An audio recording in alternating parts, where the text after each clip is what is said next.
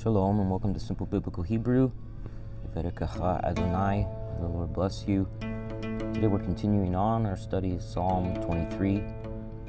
And if you can hear the beautiful children playing in the background during these lessons, it's because our church is next to a school. So the children are out having their recess. I know that it's probably a delight to the Lord's ears, so we won't let it bother us as well as we study together. So last time we saw, the Lord is my shepherd, I shall not be in want, or Adonai roi lo achsar. And you can say achsar or achasar, but the diacritical marks here from the Masoretes in Tiberias from around 1000 AD, they are telling us to make this sort of two syllables, ach, sar. But literally it's I chasar, right? I no need, or I need no. So at any rate, you can say lo achsar or lo achasar, two syllables or three syllables. And we'll do that often here. It's a way of simplifying the language and making it so that you can understand as a maybe a westernized Christian how to begin praying in biblical Hebrew, and then over time you'll get better and better at it. But simply lo achasar would be perhaps the way David said it in 1000 BC. We don't know. A more simpler version. But do understand that today it would be more acceptable to say achsar. Small little things, but if you're interested in all of that, there you go. So, Adonai roi lo achsar. I shall not be in want. And then verse 2, He makes me to lie down in green pastures. He leads me beside quiet waters. And then into verse 3, He restores my soul.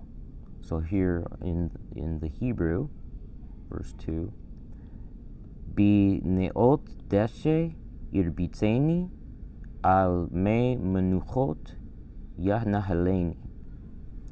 Now that's the pronunciation here with these diacritical marks, the nikud. But let's just break that up, simplify it a little bit, and see if that helps us understand its meaning just a little bit more as we learn. So Benaot Deshe is green pastures. Green pastures. But literally, it sounds more like shepherd's grass to me in Hebrew. Beneot deshe. Dalet Shin Aleph deshe is where we get the green. And there you see the Strong's Concordance deshe. Grass is really literally what it usually is, or green grass, or new growth, or vegetation to sprout, to shoot. Like a shoot that comes out. So deshe is like grass, and then naot is pastures, and the root, the shoresh, is nawa or nava, and it means a pasture or a meadow, and it ties back to where shepherds keep their flocks in the Hebrew culture and in the Semitic culture. It ties back to somewhere where you live with your sheep, and you abide with them, and you have this intense desire to be with them, nava. So nava, when put into different tense or used in different ways, becomes, instead of nava, becomes naot. And naot sort of makes it plural. The ot, the vav and the tav make nava plural. and it comes down to us as na-ot. And then the bet is a prefix, as you may know by now, a prefix, and it means in. So in na-ot deshe, or in, shepherd, the place where shepherds are, their grass, which kind of makes it special. And shepherd's grass. Next we have ir bitzeni. Ir bitzeni. Ir bitzeni is he stretches me, he makes me to lie down. That's probably how it's better understood. He makes me to lie down is ir bitzeni. It's these groupings of letters right here. And the he is the yud at the beginning. It's a prefix. So he, and then the shoresh, the root is rabitz. It's really rabats with a yud infixed into it. Makes it rabitz. Rabats, to stretch oneself out, to lie down, so it's a verb then. It means to lie down, to rest, rabats. So when you infix a yud between the bet and the zadi, right, it makes it he will do it. Instead of just lie down, it's he will make you lie down.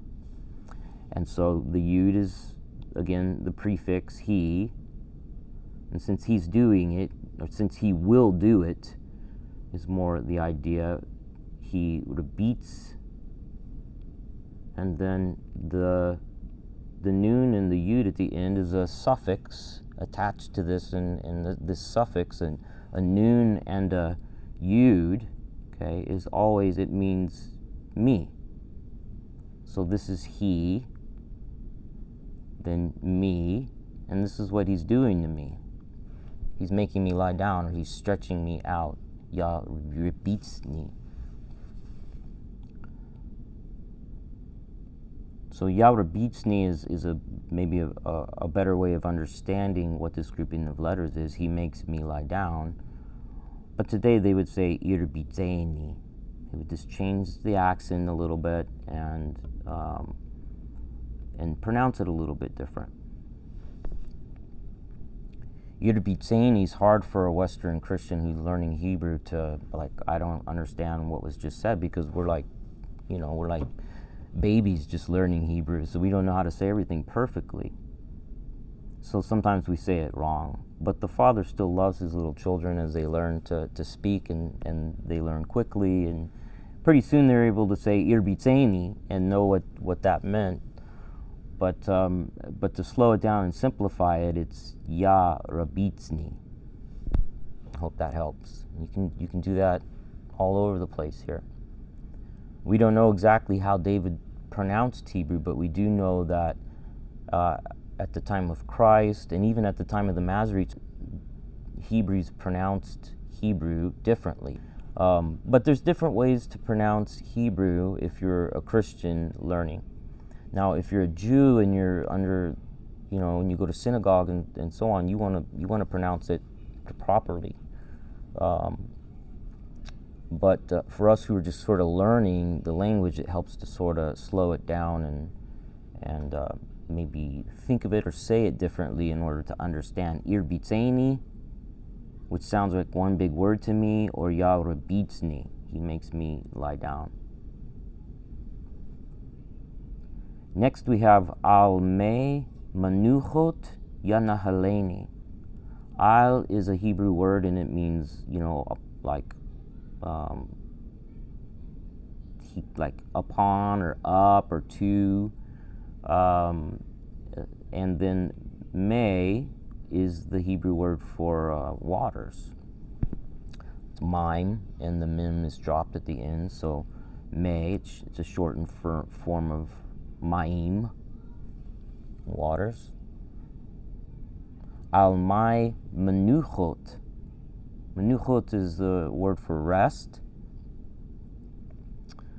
or quiet. Menucha, a resting place. And menuchot is manucha, plural.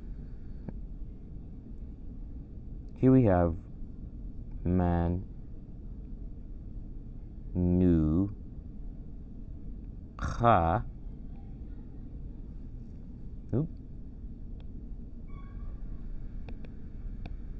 Spelled it wrong.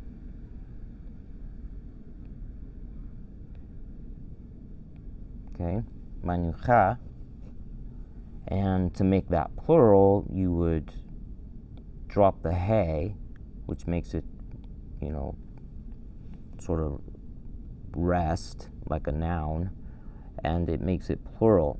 And so we're going to add, instead of the he, another vav and a tav, which is a prefix in Hebrew that makes it plural. Makes manucha plural, manuchot. Okay? Feminine plural, not masculine plural. Masculine plural would be im. And then ye nahaleni is he leads me. He leads me. He leads me is ye nehaleni. Beside is going to be I'll. And then waters, may. Menuchot, restful waters. Yenahaleni, he leads me. So, nahal is this word that means to lead or to guide to a watering place in Hebrew, to bring to a place of rest or refreshing. It's a tinder word, it's a verb, and it means to lead, to guide, to move along. And it has a sense of guiding people, leading them in an orderly fashion with great care. So that's the way the shepherd leads his sheep, nahaleni, nahal. So the root then is nahal, right? To lead. It's one of the words to lead. And so then the yud at the beginning is a prefix and it means he again. And the noon and the yud at the end is me. He, nahals me. So again, bi neot deshe irbitseni al me menuchot yenahaleni. Or if you want to simplify it, or maybe even imagine what the way David may have said it in 1000 BC, it might be something like Bainaot deshe ya rebitsni al me menuchot ya nahalni. A little bit different there. Most importantly, I hope that you memorize Psalm 23 in Hebrew. However you're going to pray it, to learn to pray to the Father, this psalm in Hebrew would be special. I believe it would bless your heart. And so I encourage you to memorize these verses at your own speed. Do these lessons at your own pace. But for now then, Psalm 23, and we'll have to leave off for He restores my soul next time. But for today, Adonai roi lo achsar bi neot deshe irbitseni al me menuchot yenahaleni.